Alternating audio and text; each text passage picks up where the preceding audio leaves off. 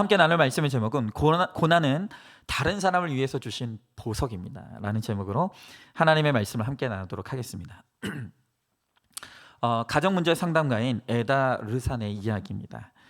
그녀에게는 2년 6개월 된 이제 딸이 하나가 있어요. 하루는 남편이 이제 이 아이에게 혼자 잠옷을 입어보라고 이제 그렇게 했습니다. 그랬더니 이 딸아이가 싫어, 이 멍청아, 아빠한테 그렇게 욕을 하더라는 거예요. 여러분, 그런데 이 그녀의 남편이요, 박사까지 학위까지 받은 심리학자이고 특별히 이 발달 심리학을 연구했기 때문에 이 보통의 다른 가정의 2살 미만의 아이에 대해서라면 모르는 게 없었다고 합니다. 그런데 정작 자기 딸이 자기 말을 듣지 않고 자기에게 욕까지 하니까 얼굴이 창백해지다 못해서 파리해져서는 저 아이를 집어던져 버리고 싶다고, 그렇게 중얼거리더라는 것입니다. 여러분, 하나님은요, 우리 인생이 내 뜻대로 되지 않는다는 것을 알게 하려고 우리에게 자녀를 주셨다고 합니다. 다시요, 우리의 인생이 내 뜻대로 되지 않는다는 것을 가르쳐 주시기 위해서 우리들에게 자녀를 주셨다고요. 일부에 우리 한경수 집사님도 기도해서 그 고백을 간증하셨고, 또 오늘 간증해 주신 우리 성도님도 그것을 고백해 주시는 거죠. 여러분, 그러나 생각해 보면 아이를 키울 때만 그런 게 아닙니다. 여러분, 우리 인생이라는 것은 결국 하나님의 은혜가 아니면 허무함을 고백할 수밖에 없는 것이에요. 여러분, 은혜가 뭡니까? 우리가 그토록 은혜 이야기하는데 은혜가 뭡니까? 은혜란 아무 능력이 없는 나에게 주님이 찾아오셔서 나에게 평강을 주시는 것. 아무 능력이 없는 나에게 주님이 먼저 찾아오셔서 평강을 주시는 것, 바로 그게 은혜라는 것입니다. 여러분, 그래서 우리는 은혜를 일컬어서 하나님이 주시는 선물이다, 값없이 대가 없이 주시는 하나님의 선물이 바로 은혜라는 거예요.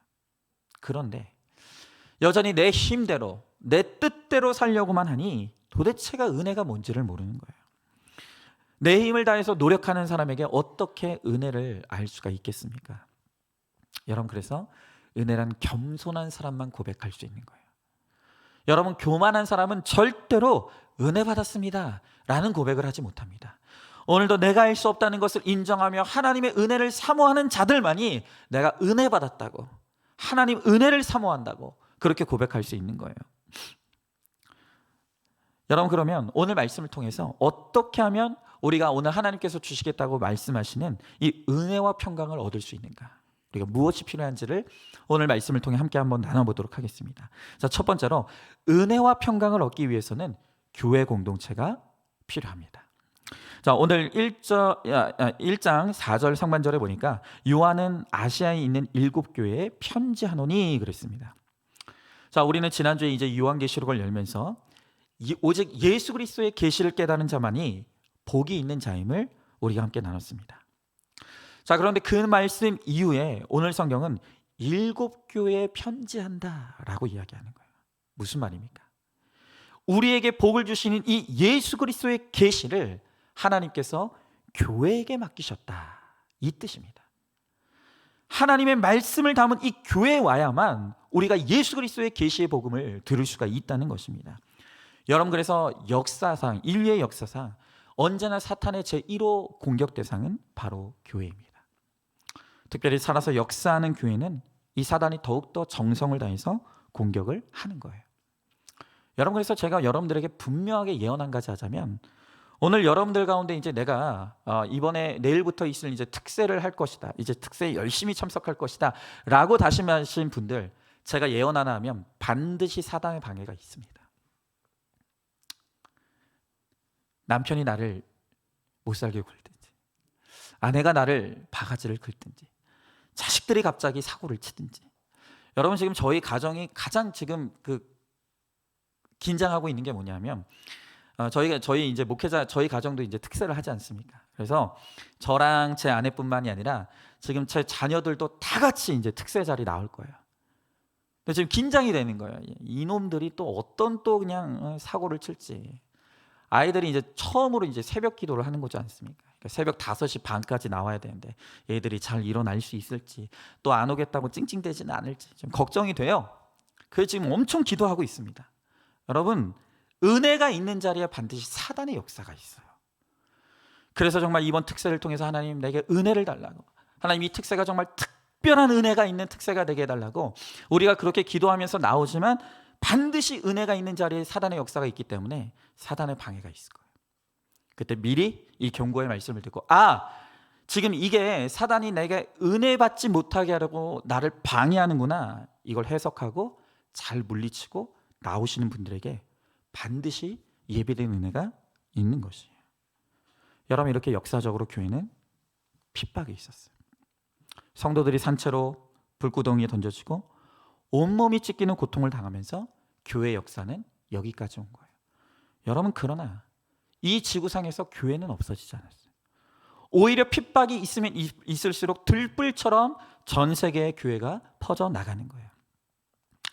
여러분, 하나님은 오늘 이 지상에 세우신 교회를 통해서 천국을 미리 맛보게 하시고 천국을 보게 하시는 거예요. 여러분, 그렇기 때문에 오늘 이 사도 요한이 교회를 향해서 오늘 이 복된 복음을 전하는 것입니다. 여러분, 특별히 오늘 말씀해 보니까 요한은 7교회에 편지한다 그랬어요. 이제 우리가 알다시피 성경에서 7이라는 숫자는 완전수, 보편수, 충만한 수를 의미합니다. 그러므로 오늘 요한이 7교회를 향해서 편지를 보낸다라고 하는 것은 이 초대교회뿐만이 아니라 오고 가는 모든 교회를 향해서 보내는 바로 복음의 메시지다라는 뜻입니다. 여러분, 오늘 하나님께서 이 교회를 이 땅에 세우셔서 천국을 미리 맛보겠다고 하긴 했지만 그렇다고 교회가 온전한 천국은 아니에요. 여러분, 이 지상에 완전한 교회가 없습니다. 여러분, 사실 우리가 이제 전도를 처음 받아서 교회에 처음 나와보면 어떻습니까? 뭐 속사정을 모르니까 교회에서 나한테 관심만 가져주는 것 같고 뭐 선물도 주는 것 같고 잘해주는 것 같으니까는 좋아 보여요. 그런데 오히려 시간이 지나고 교회 안으로 들어와 보면 들어와 볼수록 교회 안에 존재하는 여러 부족함과 모자람들이 보이기 시작합니다. 교회 안에 들어와 보니까 이 사람들의 연약함이 보여요. 다 똑같이 사랑하는 줄 알았는데 끼리끼리도 있어요. 목사님을 보니까 멀리서 볼 때는 몰랐는데 가까이 와 보니까 인격적으로 실망되는 부분이 있어요. 여러분, 우리가 그렇게 교회 안에 들어와서 연약함을 볼 때 그것에 실망한다고 나는 내가 마음에 드는 교회 갈 거야, 나는 내 마음에 꼭 드는 교회를 찾아서 갈 거야, 그러면서 교회를 여기저기 찾아 헤매기 시작하는 거예요. 여러분, 그러면 그럴수록 우리가 깨닫게 되는 것이 무엇입니까? 100% 내 마음에 드는 교회는 이 지구상에는 존재하지 않아요. 그런 교회는 없어요. 여러분, 우리 인생이 100% 죄인이기 때문에 우리가 어디 간들 거기에 날마다 문제가 있다는 거예요. 여러분, 설령 정말로 완벽한 교회가 있다 할지라도 죄인인 내가 그 안에 들어가는 순간 그 교회는 불완전한 교회가 되는 거예요. 나 때문에. 그것이 지상교회의 한계입니다. 여러분, 그러나 아무리 교회가 약점이 많다고 해도 교회만이 이 세상의 소망이고 대안인 거예요. 왜 그렇습니까? 바로 이 교회 안에 진리의 하나님의 말씀이 있기 때문인 거예요. 여러분, 김양재 목사님은 이제 우리들 교회 목장이 잘 운영되는 비결에 대해서 말씀하시기를 목자들이 은혜 안에서 겸손하기 때문이다라는 고백을 합니다. 여러분, 이제 우리가 목장을 이제 이 특세 이후에 다시 이제 목장을 다시 새롭게 시작할 것인데 우리 목자님들은 반드시 기억해야 돼요. 어떤 목장이 은혜로운 목장이 됩니까? 목자들이 겸손할 때, 겸손히 하나님의 은혜를 구할 때 목장이 은혜로워지는 거예요. 여러분, 목자는 누가 됩니까? 다른 사람들보다 똑똑한 사람이 목자가 되는 게 아니에요. 다른 사람들보다 말 잘하는 사람이 목자가 되는 게 아닙니다. 그저 다른 사람들보다 조금이나마 하나님 앞에 쓰임받고 싶다고 하는 마음이 있는 사람이 목자가 되는 거예요. 여러분, 그래서 어떤 분들은요, 내 집을 다른 사람들에게 목장으로 내어줄 마음이 있어서 목자가 되고요, 또 어떤 분은 내 목원들에게 밥 해주는 게 즐거워서 목자 되는 분들이 있어요.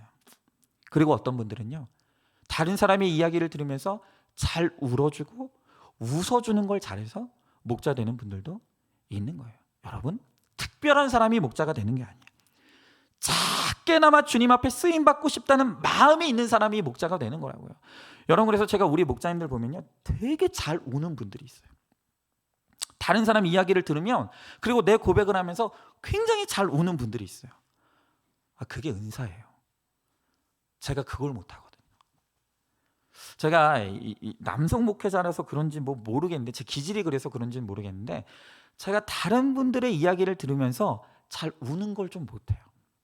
공감하려고 애는 쓰는데 막 감정적으로 같이 웃어주고 울어주고 이게 안 돼. 그래서 잘 울어주는 분들을 보면 저는 참 부러워요. 굉장한 은사입니다. 여러분, 그러니 누가 당신이 어떻게 목자가 됐습니까? 그럼 나보다 별로 나은 게 없는 것 같은데 어떻게 저 사람이 목자가 됐지? 누군가 묻는다면 저는 그냥 집에 있는 것밖에는 실력이 없습니다. 저는 할 줄 아는 게 밥 짓는 것밖에 없습니다. 이렇게 겸손하게 목원들 밑으로 내려갈 때 바로 그 목장이 은혜가 넘치는 거예요. 여러분, 혹시 오늘 여러분들 가운데 우리 목장에 그 사람만 없으면 우리 목장이 참 좋을 텐데, 우리 교회 그 사람만 없으면 우리 교회가 참 좋을 것 같은데, 그 사람 때문에 목장 가기 싫어, 그 사람 때문에 교회 오기 싫어 라고 생각하는 분들이 있습니까? 여러분, 그렇다면 내가 얼마나 못됐는지를 하나님의 말씀 앞에서 다시 점검해 보시기 바라요. 내가 얼마나 그 한 사람도 품을 만한 마음이 없는, 사랑이 없는 자인지를 여러분 하나님의 말씀 앞에서 회개해야 되는 거예요. 바로 그럴 때 우리가 거룩을 이루고 공동체 안에서 은혜와 평강을 누릴 수가 있는 것입니다. 한번 질문해 보십시오. 내가 잘나고 믿음이 좋아서 직분을 맡았다고 생각하고 있지는 않습니까? 공동체에 나갈 때마다 보기 싫은 사람 때문에, 또 듣기 싫은 말 때문에 교회를 떠나고 싶다고 생각하고 있지는 않습니까? 그런 내 모습을 보며 나의 성마른 본성을 직면하고 있습니까? 자, 두 번째로 삼위 하나님이 도와주시기 때문에 우리에게 은혜와 평강이 있습니다. 자, 4절과 5절 상반절에 보니까 이제도 계시고 전에도 계셨고 장차 오실 이와 그의 보좌 앞에 있는 7영과 또 충성된 증인으로 죽은 자들 가운데서 먼저 나시고 땅의 임금들의 머리가 되신 예수 그리스도로 말미암아 은혜와 평강이 너희에게 있기를 원하노라. 우리를 사랑하사 그의 피로 우리의 죄에서 우리를 해방하시고 그랬습니다. 자, 우리가 창세기를 보면서 창세기 1장에 삼위 하나님께서 총동원되셔서 이 세상을 창조하는 모습을 봤어요. 자, 그런데 이제 세상의 끝을 기록한 요한계시록에 다시 삼위 하나님이 등장합니다. 여러분, 이게 무엇을 의미합니까? 이 세상은 처음부터 끝까지, 우리 각각의 인생은 처음부터 끝까지 이 삼위 하나님의 도우심의 은혜로 말미암아 살아간다는 것을 의미하는 거예요. 자, 그런데 특별히 이 요한계시록을 보면 이 삼위 하나님, 성부 하나님, 성자 하나님, 성자 예수님, 성령 하나님 가운데서 특별히 성자 예수님의 사역을 강조하고 있어요. 자, 오늘 이 5절 앞부분에 보면 예수님을 이렇게 소개합니다. 또 충성된 증인으로 죽은 자들 가운데서 먼저 나시고 땅의 임금들의 머리가 되신 예수 그리스도. 자, 여기 보면 예수님을 충성된 증인이다라고 말합니다. 예수님이 충성된 증인이라는 것은 순교자라는 뜻이에요. 자, 이제 우리가 내일부터 이제 고난 주간을 통과하게 됩니다. 예수님은 이 땅에 죄악된 우리 대신에 모든 형벌을 받고 죽으시기 위한 순교자로 이 땅에 오셨다는 거예요. 또 오늘 성경에 먼저 나셨다라는 것은 예수님이 한 아버지이신 하나님 안에서 이제 우리의 장자, 맏형, 그리고 오빠가 되셨다는 뜻이에요. 우리의 맏형 되시고 오빠 되시는 예수님께서 롤모델이 되셔서 우리의 길을 인도해 주신다는 거예요. 여러분, 이게 이해가 되십니까? 감히 우리가 우리의 입으로 예수님을 향해서 오빠라고 고백할 수 있겠습니까? 형이라고 고백할 수 있겠습니까?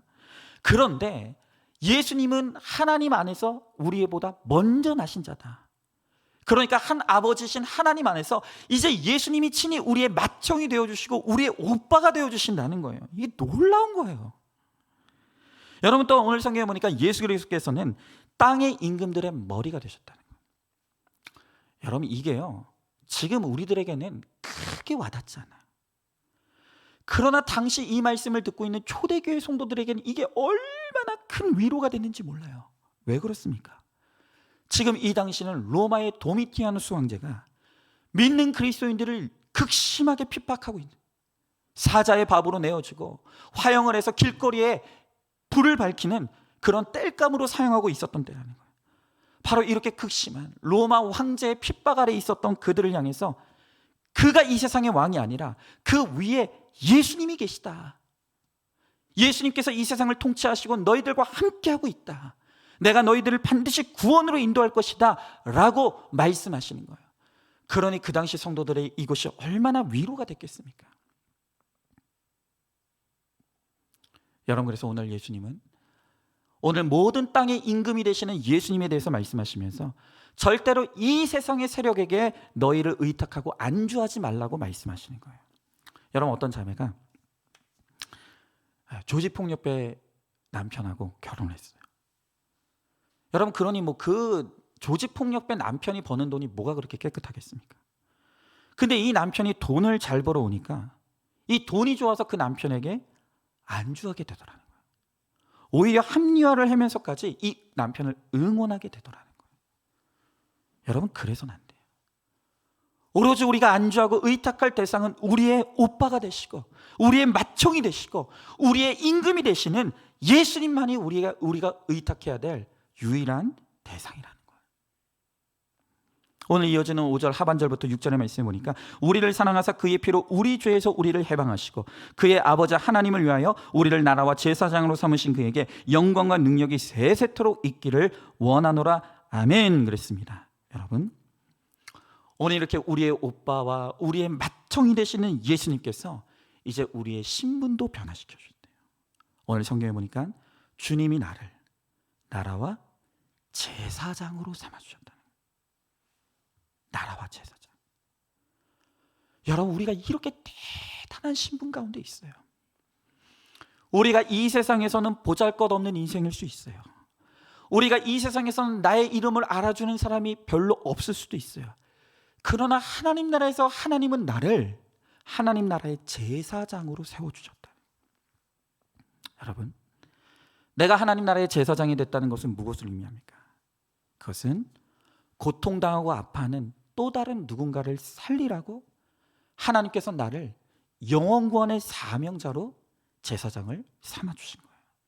여러분, 이 제사장에게 요구되는 가장 중요한 덕목이 있는데 그게 바로 정결입니다. 여러분, 구약의 제사장들은 백성들의 죄를 가지고 성소 안으로 들어갈 때 반드시 정결 예법을 지켜야 됐어요. 정결한 모습으로 주님 앞에 나가야 되는 거예요. 여러분, 그런데 우리가 정결한 제사장이 된다는 게 뭘 의미합니까? 그것은 바로 항상 내 죄를 보는 거예요. 내 죄를 보는 거예요. 여러분, 그런데 어떤 목자는요, 공동체 지체들의 죄를 가지고 함께 싸워야 된다라고 하니까 남의 죄를 지적질하는 분들이 있어요. 지적질. 여러분, 이제 우리가 목장 안으로 들어갈 것입니다. 제가 지금 이제 목장을 이제 우리가 들어가게 되면 제가 목장 수칙을 여러분들에게 정해서 전해드릴 거예요. 여러분, 목장에 들어갈 때 반드시 여러분들이 지켜야 될 게 있어요. 그건 뭐냐면 다른 사람의 이야기를 잘 들어주는 거예요. 어떤 분들은 목장에 들어가면 그저 내 얘기만 하는데 바쁘신 분들이 있어요. 그리고 다른 사람 이야기를 끊고 지적질하는 데만 바쁘신 분들이 있어요. 여러분, 그렇게 하면 훈련이 안 돼요. 여러분, 우리 목장에 들어오는 분들은 다 내 이야기를 하고 싶어요. 그럴 때 나도 내 이야기를 해야 되지만 다른 사람이 내 고난의 이야기를 할 때, 내 힘든 이야기를 할 때 끝까지 끊지 않고 잘 들어주는 게 너무너무 중요한 거예요. 여러분, 여기에 훈련이 있는 거예요. 근데 어떤 분들은요, 내 얘기 다 해놓고 다른 사람 얘기까지 끊어가면서 내 얘기 또 하고 또 다른 사람이 이야기하면 그거 아니야, 내가 살아봐서 아는데, 지적질하는 거예요. 여러분, 함께 죄와 싸운다는 것은 남의 죄를 정죄하는 게 아니에요. 내가 먼저 내 죄와 싸우는 모습을 드러내는 거예요. 내가 말씀으로 나의 죄를 내놓고 그 죄와 몸부림치며 싸우는 모습을 보여줄 때 다른 사람이 그 모습을 지켜보면서, 아, 이것이 죄구나, 죄와 싸우는 것은 이렇게 하는 것이구나 라는 것을 알게 하는 거예요. 여러분, 오직 예수님께만 영광과 능력이 있습니다. 배우자와 자녀, 직장, 인맥 동 권력에 이 세상의 것에는 아무 능력이 없는 거예요. 여러분, 그러므로 우리가 나의 제사장 직분을 잘 감당하려면 내 고난이 가장 귀한 보석이라는 걸 알아야 돼요.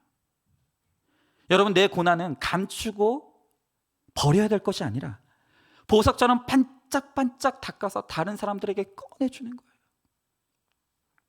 죄 가운데 있는 나를 하나님께서 어떻게 찾아오셔서 회개시켜 주시고 나를 구원해 주셨는지, 그리고 고난 가운데 헤매이고 있던 나에게 하나님께서 어떻게 찾아오셔서 나를 생명의 길로 인도해 주셨는지, 여러분, 우리의 고난과 우리의 죄를 반짝반짝 닦아서 다른 사람에게 간증으로 내어줄 때 나를 통해서 다른 사람이 살아나는 역사가 일어나요. 이게 바로 제사장이 해야 될 일이라는 거예요. 여러분, 아무리 목사가 설교를 잘한다고 해도 간증만큼 자기 죄를 돌아보고 깨닫게 하는 게 없어요. 여러분, 저도 마찬가지입니다. 저는 김양재 목사님을 만나기 전에 큐티 목회라는 거 알지도 못했어요. 뭐 이런 간증을 하는 거 들어본 적도 없습니다. 그런데 제가 듣도 보지 못한 이 큐티 목회를 하게 된 이유는요, 정말 죄송하지만 김양재 목사님 설교 때문에 제가 깨진 게 아니에요. 지금도 이름을 알지 못하는, 제가 우연히 참석했던 그 우리들 교회 예배 가운데 눈물로 자기 죄를 고백했던 한 여자 성도님의 간증을 듣고 제가 완전 깨어져요. 그 간증이 제가 깨어져서 이 큐티 목회에 제 비전을 쏟아낸 거예요. 여러분, 저는요, 우리 교회 성도들 중에 이 박은성 목사보다 은혜로운 간증을 전하는 성도들이 많이 일어나길 원해요. 박은성 목사의 설교 때문에 내가 예수님을 만났다가 아니라 이름을 알지 못하는 한 성도님의 눈물로 쏟아내는 그 간증을 통해서 내가 구원받았다라고 하는 그 고백을 들을 수 있는 성도들이 오늘 우리 교회 성도들 가운데 진짜 많이 일어났으면 좋겠어요. 여러분, 하나님께서 우리를 제사장으로 불러주셨어요. 그러므로 우리는 항상 내 죄를 보면서 다른 사람의 고난을 위해 내 고난의 간증, 내 죄로부터 회개한 간증을 반짝반짝 닦아서 다른 사람들에게 나누시길 바라요. 그럴 때 하나님께서 우리를 통해 생명의 역사를 일으켜 주신다는 거예요. 여러분, 한번 질문해 보시죠. 예수님이 나의 신랑과 오빠와 맏형이 되신다는 말씀이 여러분들에게 위로의 말씀이 되고 있습니까? 공동체의 죄와 함께 싸우겠다는 명목으로 누군가의 죄를 지적질하고만 있지 않습니까? 말씀으로 내 죄를 내놓고 그 죄와 투쟁하는 모습을 보여주고 있습니까? 자, 세 번째로 회개의 역사가 일어나야 은혜와 평강이 있습니다. 자, 오늘 7절의 말씀해 보니까 볼지어다 그가 구름 타고 오시리라. 각 사람의 눈이 그를 보겠고 그를 찌른 자들도 볼 것이요 땅에 있는 모든 족속이 그로 말미암아 애곡하니니 그러하리라. 아멘. 그렇습니다. 여러분, 우리가 그렇게 이 땅에서 내게 주어진 이 제사장 사명을 잘 감당하면서 영혼 구원을 위해 사명 감당하면 반드시 주님이 구름을 타고 오신다는 거예요. 그때 이 세상의 모든 사람이 심판자로 오시는 주님을 보게 될 것입니다. 그리고 주님을 찔렀던 자들도 그분을 보게 된다고 말씀하시는 거예요. 여러분, 예수님이 오시는 그날이 우리에게는 기쁨의 날이 될 거예요. 내가 정말로 이 땅의 죄악된 삶 가운데 인내하고 절제하며 오직 주님을 위해서 살았던 자들은 주님이 오시는 날이 축제의 날이 될 거예요. 그러나 이 땅에서 예수를 모르고 죄악과 멸망 가운데 살아갔던 날은 그날 애곡, 가슴을 치며 통곡하는 날이 된다는 거예요. 왜 그렇습니까? 바로 그날이 멸망의 날이기 때문이에요. 자, 여러분, 그런데 한번 생각해 보십시오. 나는 주님이 오시는 모습을 보면서 기뻐요. 그런데 예수님이 오시는 보면서 애통해하며 통곡하고 있는 사람이 내 아들이면 어떡할 겁니까? 내 남편이면 어떻게 할 거예요? 내 부모님이면 어떻게 할 겁니까? 여러분, 그 모습을 보면서 우리 마음이 얼마나 아프겠습니까? 여러분, 그러므로 우리가 그때 구원받지 못한 내 가족을 바라보면서 울지 않으려면 지금 내 가족의 구원을 놓고 애통함으로 울어야 되는 거예요. 여러분, 예수님을 찌른 자들은 로마의 군병들이에요. 그들에게 마땅히 심판이 이루어졌겠죠. 그런데 여러분, 오늘 예수님을 찌르는 자들이 로마 군병뿐만이 아니죠. 믿지 않는 내 가족들도 예수님을 찌르고 있어요. 내 형제들과 부모님들도 예수님을 찌르는 자들이 있다는 거예요. 여러분, 우리 교회 한 성도님이 이제 당신이 예수님을 믿고 구원받은 게 너무 감사해서 그 군대 갔다가 휴가 나온 아들에게 복음을 전하고 교회 같이 가자고 권했어요. 이분이 아들이 군대 가 있는 동안 예수를 믿게 된 거예요. 회심하게 된 거예요. 그래서 군대 갔다가 이 휴가 나온 아들한테 네가 군대 가기 전에는 예수를 몰랐지만 너가 군대 가 있는 동안 내가 이런 고난 가운데 예수님을 만났고 내가 구원받았어. 그러니까 너도 나와 같이 이제 교회 좀 가자 하고 휴가 나온 아들한테 권했어요. 그런데 이 아들이 이제까지 엄마 말이라면 노를 한 적이 없는 너무 착한 아들이었다. 그런데 난생 처음으로 엄마가 교회 가자는 말에 반항을 했다. 난 안 간다고. 난 가기 싫다고. 그러면서 이 아들이 하는 말이, 엄마, 나는 눈에 보이지 않는 건 믿지 않아. 그러니까 엄마 열심히 다니고 나한테는 강요하지 마. 그러더라. 그런데 이 아들의 모습이 너무 서운하면서도, 난생 처음으로 교회 가자는 말에 반항하는 이 아들의 모습이 너무 서운하면서도, 그래, 나도 과거에 예수님을 그렇게 대했지. 이게 인정이 되고 회개가 돼서 아무 말도 하지 못했다는 거예요. 여러분, 그런데 이런 아들의 태도가 예수님을 찌르는 태도죠. 이렇게 예수님을 찌르는 자들은 예수님이 심판자로 이 땅에 오실 때 가슴을 치며 통곡하게 된다. 내가 그때 우리 엄마가 복음을 전할 때 믿었어야 되는데, 내가 그때 내 옆에 있는 친구가 나를 교회로 이끌 때 그때 내가 교회 나갔어야 되는데, 여러분, 예수님이 심판자로 이 땅에 오실 때에는 더 이상 기회가 없는 거예요. 여러분, 그러므로 기회가 있을 때 우리는 깨닫지 못하는 내 가족들을 위해서 울어야 되는 거예요. 울어야 되는 거예요. 주님 오시기 전에 내 아들이, 내 딸이, 내 사랑하는 남편과 아내가, 내 형제와 부모님이 회개하고 주님께 돌아올 수 있도록 내가 대신 그들의 죄까지도 끌어안고 회개의 눈물을 흘려야 돼요. 그때 주님이 내 눈물을 통해 내 가족들에게 찾아와 주신다는 거예요. 여러분, 한번 질문해 보세요. 혹시 지금 내 고난이 힘들다고 예수님을 원망하고 찌르고 있지는 않습니까?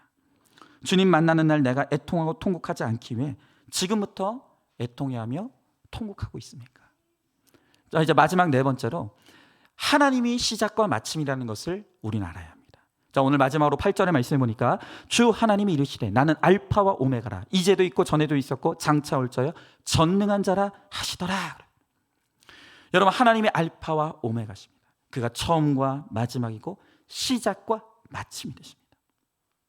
알파가 되시는 하나님께서 모든 것을 시작하셨기 때문에 오메가 되시는 하나님께서 끝내지 않으면 누구도 끝낼 수가 없는 거예요. 여러분, 지금 내가 겪고 있는 이 고난은 하나님이 시작하신 거예요. 내 구원을 위해서 하나님이 시작하신 고난이에요. 그러므로 이 고난을 끝낼 분도 하나님이에요. 하나님이 끝내주시기를 기다려야 되는 거예요. 여러분, 그런데 우리는 고난을 겪으면서 끊임없이 하나님을 찔러대는 거예요. 제발 좀 하나님이 이 고난을 빨리 끝내실 수 있도록 우리가 하나님이 원하시는 고백을 올려드려야 돼요. 하나님, 이제는 주님을 위해서 살겠습니다. 이제는 주님의 뜻대로 살겠습니다. 좀 하나님이 원하시는 고백을 해야 되는 거예요. 그런데 맨날 우리가 쏟아내는 말이 뭡니까? 도대체 이 고난은 언제 끝나나? 하나님, 나한테 왜 이러시나? 언제 내가 이 사람이랑 이혼할 수 있을까? 이런 고백만 하는 거예요. 여러분, 그러니 하나님이 이 고난을 끝내주고 싶어도 끝낼 수가 없는 거예요. 여러분, 하나님이 우리를 쓰시길 원하세요. 근데 여전히 이 고난 가운데서도 내가 깨지지 않고 다듬어지지 않으니까 하나님께서 이 고난을 길게 가지고 가실 수밖에 없는 거예요. 여러분, 그러니 제발 이 매를 맞고 빨리 좀 정신 차려서 하나님이 원하시는 고백을 좀 하나님께 올려드렸으면 좋겠어요. 하나님, 이제는 내 뜻을 꺾고 주님의 뜻대로 살겠습니다. 이제는 정말로 하나님의 충성된 증인으로 살아가겠습니다. 여러분, 이렇게 하나님이 기뻐하시는 고백을 우리가 올려드릴 때 우리의 고난이 감해지는 은혜가 있는 거예요. 여러분, 제가 지난주에 혼전 임신을 통해 아이를 낳고 그 아이를 키울 힘이 없어서 입양 보냈던 한 자매의 간증 이야기를 들려드린 적이 있죠. 그런데 우리들 교회에 이 자매의 간증을 듣고 오히려 아이를 입양한 한 성도님이 자신의 간증을 오픈해 주셨어요.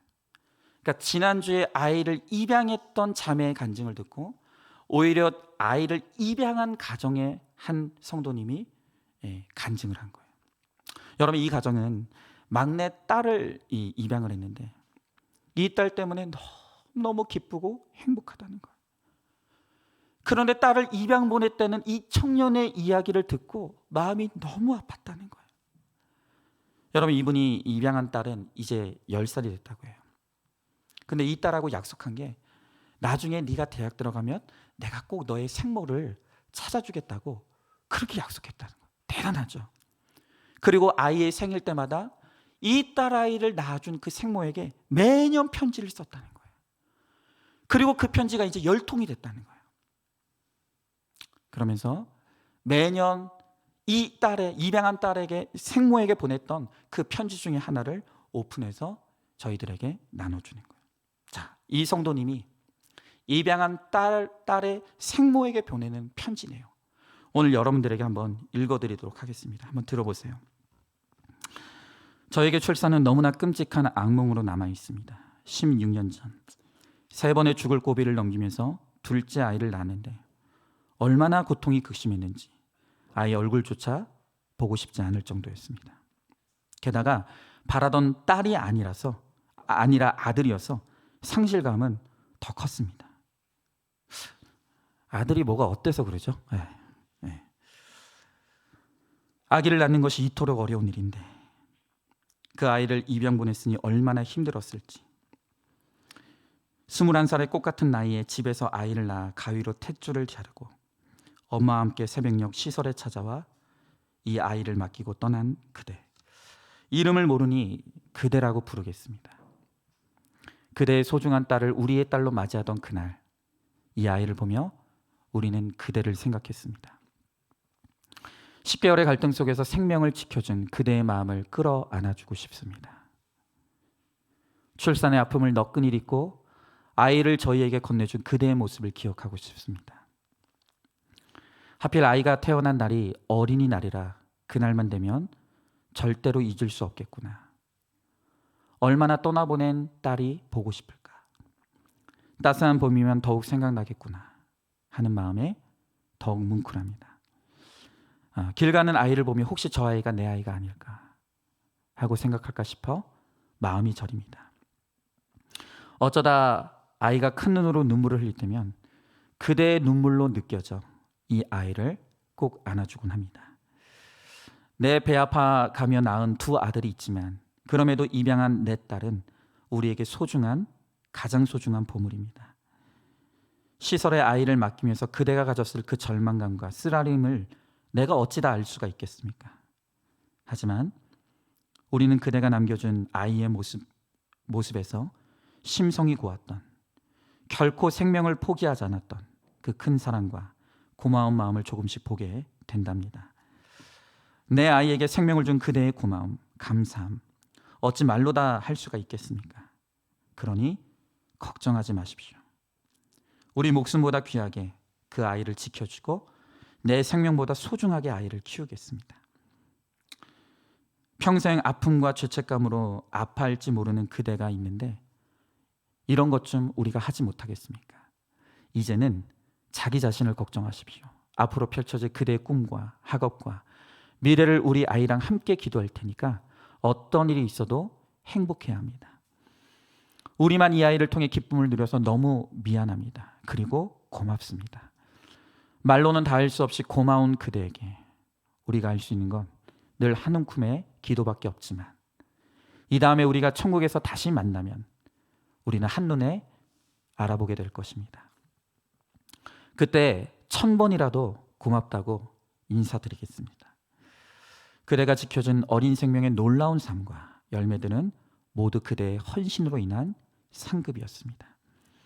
그대가 맺은 열매이므로 그날이 오기까지 그대가 안겨준 이 고귀한 선물을 잘 키우겠습니다.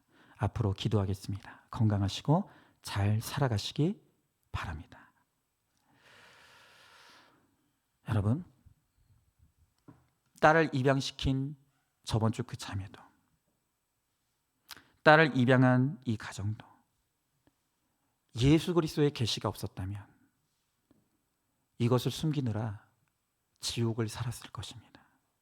그러나 예수님께서 우리들의 삶에 찾아오셔서 우리의 죄를 드러나시고 회개케 하심으로 예수님의 은혜로 우리의 죄가 해결되었기에 이제 은혜와 평강이 있는 거예요. 여러분, 어떤 분들은 여전히 이런 간증을 들으면서 왜 자꾸 이런 걸 드러내야 되냐고.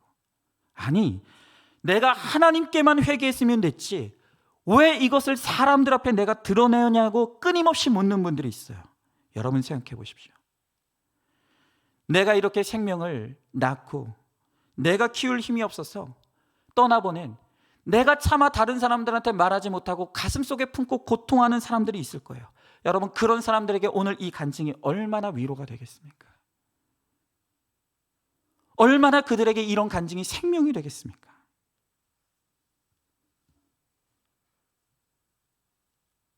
여러분, 그런데 우리가 뭘 다 감춰야 된다는 것입니까? 비록 내가 과거에 죄 가운데 살아갔지만, 비록 내가 과거에는 수치스러운 고난 가운데 살아갔지만, 내가 이제 하나님의 은혜로 해결함을 받고 용서함을 받았기 때문에 이제 나와 같은 고통 속에 있는 사람들을 살리기 위한 약재료로, 나와 같은 죄 가운데 빠져 있는 사람들에게 약재료가 되기 위해서 이것을 꺼내놓는 것이 그 어떤 것보다도 귀한 생명의 사역이 아니겠습니까? 근데 왜 우리가 이것을 감춰야 됩니까? 여러분, 이 간증은 우리가 다른 사람을 살릴 수 있는, 우리가 우리 인생에 할 수 있는 최고의 가치 있는 일이에요. 이렇게 예수 그리스도의 계시가 들어온 사람은 어떤 환경 속에서도 줄 것만 있는 복이 있는 인생이 되는 거예요. 여러분, 그러므로 이제는 정말 이 우리에게 주신 이 예수 그리스도의 계시의 말씀을 통해서 나를 죄에서 해방시켜 주신 그 하나님의 은혜, 나를 고난을 통해서 구원의 자리로 인도하신 그 하나님의 은혜 안에 우리와 평강과 은혜를 누리고, 또한 내가 누리는 그 평강과 은혜를 이제는 그것을 알지 못하는 다른 사람에게도 나의 간증과 고백을 통해서 마음껏 나눠주고 또 마음껏 선포함으로 내가 정말 이 세상에 하나님의 은혜를 흘려보내는 그 축복의 통로, 복의 통로의 사명을 감당하는 저와 여러분, 우리 모두가 될 수 있기를 주님의 이름으로 축복합니다. 여러분, 이제 우리 말씀을 기억하면서 우리 함께 찬양하고 기도했으면 좋겠습니다. 여러분, 이제 우리 내일부터 특사가 시작이 됩니다. 이 코로나가 시작됐을 때는 정말 우리가 막막했습니다. 이게 언제 끝날지, 과연 이것이 어떻게 될지.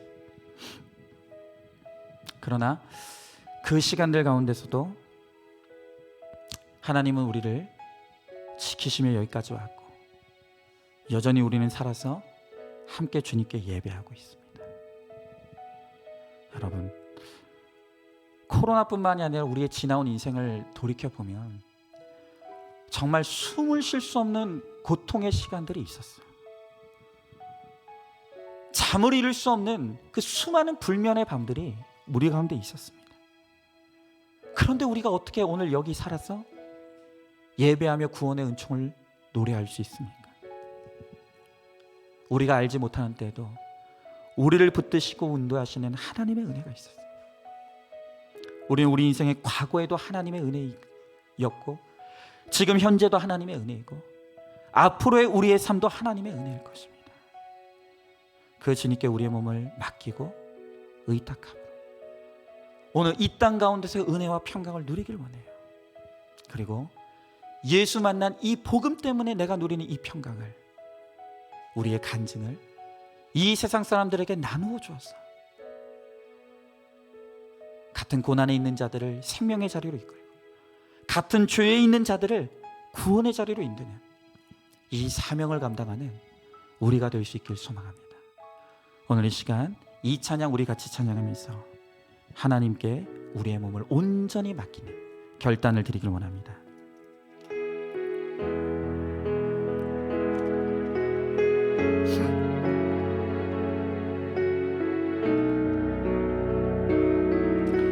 우리 함께 고백합니다. 날마다 숨 쉬는 순간마다 내 앞에 어려운 일 보내 주님 앞에 이 몸을 맡길 때 슬픔 없네 두려움 없네 주님의 그 자비로운 손길 항상 좋은 것 주시도다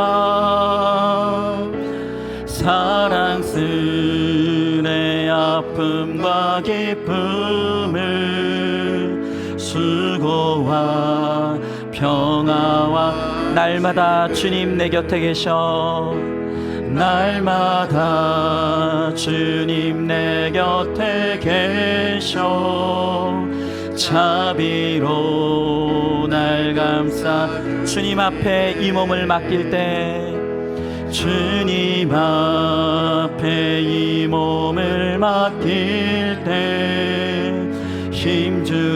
힘주시네 위로 어린 나를 품에 안으시사 어린 나를 품에 안으시사 항상 평안함 주시도다 내가 살아 숨을 쉬는 동안 살피신다야 아멘 인생의 어려운 순간마다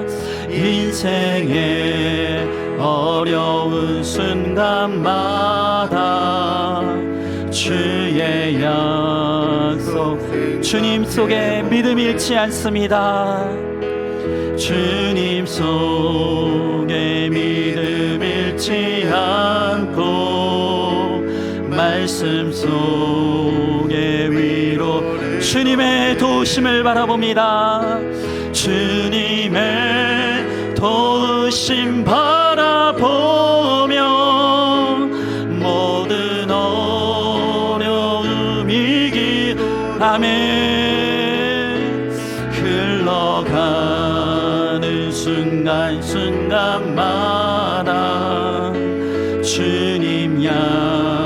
주님의 그 자비로운 손길 주님의 그 자비로운 손길 항상 좋은 것 주시도다 사랑스레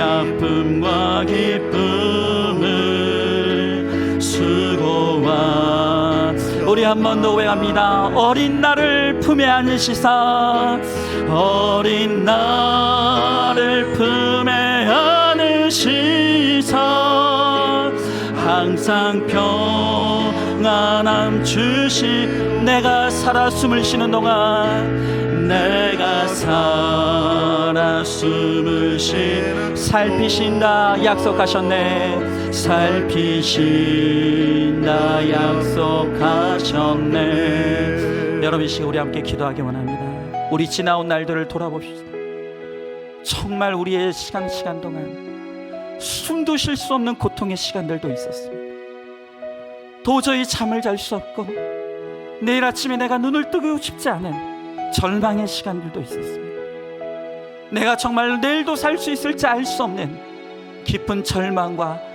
낙심의 시간들도 있었습니다 그런데 오늘 내가 살아 오늘 예배할 수 있는 것은 내가 알지 못하는 때에도 나를 붙드시고 인도해 주셨던 하나님의 그 놀라운 은혜가 있기 때문임을 오늘 주님께서 우리들에게 말씀해 주십니다 우리의 지나온 날들도 하나님의 은혜였고 현재의 나의 시간도 하나님의 은혜이고 앞으로의 우리의 남은 날도 하나님의 은혜 가운데 우리가 살아가는 줄로 믿습니다. 오늘 이 시간 우리 다 같이 고백할 때, 하나님 그렇습니다. 나는 하나님의 은혜 없이는 살아갈 수 없습니다. 주의 은혜를 간절히 소망합니다. 하나님의 은혜 안에서 우리가 평강을 누리게 하여 주옵시고, 내가 주님 만나 누리는 이 평강을 내 하나님을 알지 못하는 자들에게, 평강을 누리지 못하는 자들에게 하나님 나의 간증과 고백을 통해 나눠줄 수 있는 생명의 사역을 감당하는 우리의 삶이 될 수 있도록 하나님 우리를 사용하여 주시옵소서. 오늘 이 시간 우리 간절히 사모하는 마음으로 말씀을 기억하며 우리 함께 기도하며 나가도록 하겠습니다. 기도하겠습니다. 사랑과 은혜가 충만하신 하나님 아버지, 주님에게 한 사랑과 은혜를 감사드립니다. 주님 아버지, 그렇습니다. 지나온 나의 삶을 돌아보면 정말로 숨을 쉴 수 없는 고통의 시간들이 있었습니다. 하나님 아버지, 도저히 잠을 이룰 수가 없고 내일 아침 내가 눈을 뜨고 싶지 않은 하나님 절망의 시간들도 있었습니다. 하나님 아버지, 도저히 내가 감당할 수 없는 하나님 바위 같은 고난 가운데 절망했던 시간들도 있었습니다. 그러나 하나님 아버지, 내가 알지 못하는 때에도 주님은 나를 지켜주셨고, 주님은 나를 보호하여 주셨고, 주님은 나를 인도하심으로 오늘 나를 여기 있게 하셨습니다. 주여 하나님 아버지, 아버지의 과거의 시간도 하나님의 은혜였고 현재의 시간도 하나님의 은혜이며 앞으로 나의 남은 날도 하나님의 은혜 가운데 있음을 우리가 고백하게 하여 주시고, 우리가 내 평생 하나님의 은혜를 고백하며 주의 은혜 가운데 살아가는 우리 모두가 될 수 있도록 주여 하나님 아버지 함께하여 주시옵소서. 하나님 아버지, 오늘 우리 가운데 절망하는 자들이 있습니까? 오늘 하나님 아버지 이 말씀이 위로가 되게 하여 주시옵소서. 아버지 하나님, 오늘 우리 가운데 정말 숨을 쉴 수 없는 고통 가운데 있는 자들이 있습니까? 주여 우리의 믿음의 간증이 하나님 아버지 소망이 될 수 있게 하여 주시옵소서. 하나님 아버지, 오늘 우리 가운데 도저히 일어날 힘이 없는 자들이 있습니까? 하나님의 은혜로 일으켜 세워주셔서 아버지 믿음의 길을 걸어갈 수 있도록 주님 아버지 함께하여 주시옵소서. 그러므로 말미암아 나의 고난과 간증을 아버지 다른 사람들에게 약재로 나눠줄 수 있는 축복의 인생이 될 수 있도록 주여 하나님 아버지 함께하여 주시고, 주님 역사하여 주시옵소서. 주님 함께하여 주시옵소서. 믿습니다. 하나님 감사합니다. 이제는 주님이 우리를 위해 죽으시고 모든 형벌을 받으신 그 고난 주간을 앞두고 새삼 우리의 지나온 삶들을 돌아봅니다. 우리의 삶 동안 숨이 쉬어지지 않는 너무나 극심한 고통 가운데 절망했던 때도 있었고, 도저히 버틸 수 없을 것 같은 그 바위 같은 문제들 앞에서 낙심하고 절망했던 시간들도 있었습니다. 제발 내일 아침에 내가 눈을 뜨지 않기를 바라는 하나님, 그러한 무너짐의 삶 속에 있었던 때도 있었습니다. 그러나 내가 알지 못하는 그때에도 하나님은 나를 붙들고 계셨고 나를 틀림없는 하나님의 구원의 손길로 인도하심으로 오늘 우리가 여기에 있습니다. 하나님, 지나온 나의 삶도 하나님의 은혜고 현재의 삶도 하나님의 은혜이며 앞으로의 남은 나의 삶도 하나님의 은혜임을 고백할 수 있는 우리 모두가 되게 하여 주시옵소서. 하나님, 이제는 정말로 하나님의 은혜로 말미암아 새롭게 된 나의 지난 날의 고난, 나의 지난 날의 죄들이 이제 나의 보석이 되게 하시고, 그래서 같은 고난과 절망에 빠져 있는 자들에게 나의 예수 그리스도의 복음을 증거하며 같은 죄의 자리에 빠져 허우적대고 있는 자들에게 나의 이 간증을 외침으로 말미암아 하나님, 나의 노래가 다른 사람을 살리는 생명의 약재료가 될 수 있도록 우리 가운데 함께하여 주시옵소서. 하나님, 그러므로 말미암아 내가 이 세상에 내가 누리는 주의 생명의 복음과 또한 은혜와 축복을 이 세상에 흘려보내는 하나님 축복의 통로가 되는 우리 모두가 되게 하여 주시옵소서. 우리 주님께서 반드시 그렇게 하여 주실 줄 믿사오며 사랑이 많으신 우리 예수님 이름 받들어 기도드리옵나이다. 아멘. 이제는 우리 주 예수 그리스도의 은혜와 하나님의 사랑과 성령의 역사하심이 오늘도 내게 주신 그 하나님의 놀라운 은혜를 기억하며 이제는 내가 만난 그 하나님을 나의 삶과 고백과 간증을 통해 이 세상에 흘려보내는 제사장의 사명을 감당하기를 소망하는 사랑하는 모든 성도들 머리 위에, 또한 이제부터 있을 특별 새벽 기도회를 통해서 하나님을 뜨겁게 만나기를 소망하는 모든 성도들 머리 위에 이제로부터 영원토록 함께 계실지어다. 아멘.